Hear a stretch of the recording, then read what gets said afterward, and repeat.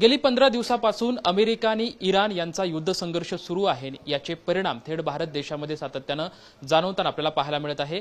Gas सिलेंडरची कमतरता असल्यामुळे अनेक हॉटेल असतील किंवा अनेक व्यावसायिकांना याच्या झळा बसताना आपल्याला पाहायला मिळत आहे। सध्या पुण्यातल्या शिवाजीनगर गावठाण या ठिकाणी आपण आहोत आणि या ठिकाणी असलेली मेस जवळपास 200 ते 250 विद्यार्थी रोज या मेसवरती जेवण करतात। मात्र आता गॅस सिलेंडर नसल्यामुळे गॅस शेगडीवरती स्वयंपाक करण्याची वेळ सध्या जे मेस चालक आहेत, भोजनालय चालक आहे यांच्यावरती आलेले आपल्याला पाहायला मिळते। खरं तर गॅस नसल्याने परिणामी भाज्या सुद्धा आहेत ते सुद्धा त्यांना बनवता येत नाही। त्यामुळे हे सर्व या ठिकाणी जे येणारे ग्रामीण भागातल्या वाड्या वस्त्यावरचे जे विद्यार्थी आहेत ते पुण्यामध्ये शिक्षणासाठी येतात आणि खरं तर ह्या विद्यार्थ्यांना सुद्धा याच्या झळा सुद्धा बसताना आपल्याला पाहायला मिळतंय। त्या विद्यार्थ्यांना खरं तर चपाती सोबत चटणी आणि लोणच्या सोबत जेवण जे आहे ते करावं लागत आहे, कारण की मेस चालकांसमोर मोठा प्रश्न उभा आहे की गॅस सिलेंडर नाही। गॅस सिलेंडरच्या अभावी फक्त सध्या आपण बघू शकतो की कोळशावरची जी शेगडी आहे त्या शेगडीवरती स्वयंपाक बनवला जातोय आणि दुसरी गोष्ट म्हणजे भाज्यांना भरपूर प्रमाणात मोठा गॅस लागतो। त्यामुळे या ठिकाणी ज्या अवेलेबल उपलब्ध असणाऱ्या ज्या चटण्या आहेत किंवा लोणचं आहे याच्यासोबत हे विद्यार्थी जे आहेत सध्या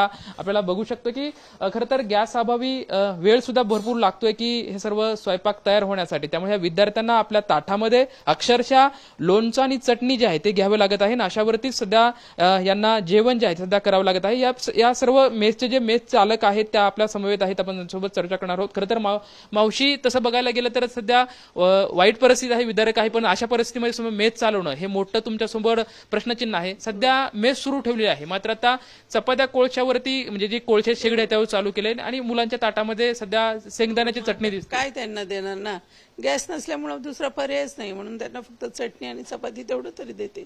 मग ती मुलं कुठं जाणार ना, प्रत्येकाजवळ पैसे असतात असं नाहीये। बाहेरगावची मुलं आहेत आणि बाहेर सुद्धा आता कसं ते स्टॉल वगैरे बंद झालेले आहेत बाहेर मिळण्याचे, म्हणून काहीतरी करून त्यांना द्यावं लागतंय।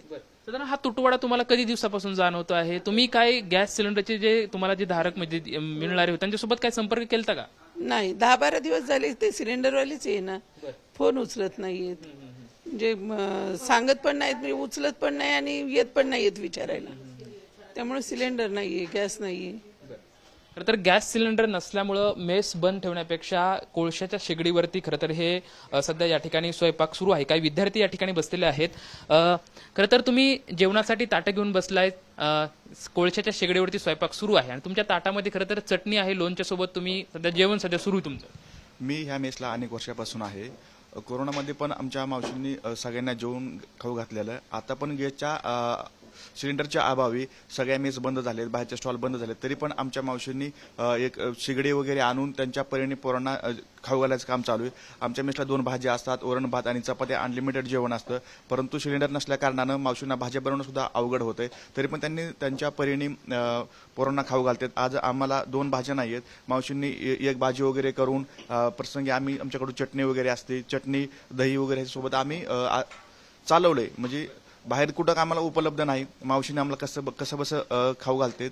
हे खूप मोठे मावशीचे उपकार आहेत सर्व विद्यार्थ्यांवरती। खरं तर आणखी काही विद्यार्थी या ठिकाणी आहेत। मित्रा, खरं तर तू ताट घेऊन बसलाय, तुझ्या ताटामध्ये सध्या चटणी आहे। दररोज तुम्ही या ठिकाणी याच्यापूर्वी ज्यावेळेस गॅस सिलेंडर नसताना यायचा त्यावेळेस भरपूर तुम्हाला जेवण आणि पटकन मिळायचं। सध्याची काय परिस्थिती, कालपासून काय अनुभवताय तुम्ही? गॅस नसल्यामुळं चपाती आणि भाजी बनवण्यासाठी गॅस लागतो, त्याच्यामुळे ते गॅस उपलब्ध होत नसल्यामुळे मग आज आम्हाला चटणी आणि चपातीच खावी लागते। रोज 2 भाजी चपाती भात अनलिमिटेड जेवण असतं, पण गॅस नसल्या कारणामुळं आज आम्हाला फक्त चपाती आणि चटणीच खावी लागते। आम्ही इथं शिक्षणासाठी आलेलो आहोत, आम्ही इंजिनिअरिंग कॉलेजला आहोत तिथं, पण गॅस नसल्यामुळे बाहेरचे स्टॉल ते दुकान आहेत ते पण भेटत नाही, ते पण दुकान बंद आहेत गॅस नसल्यामुळं।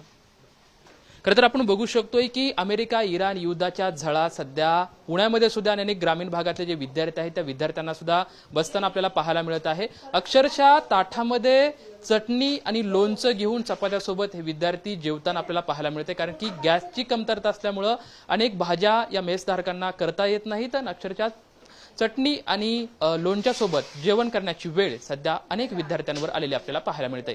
कॅमेरामॅन विकी चव्हाण सोबत लक्ष्मण जाधव, TV9 मराठी, पुणे।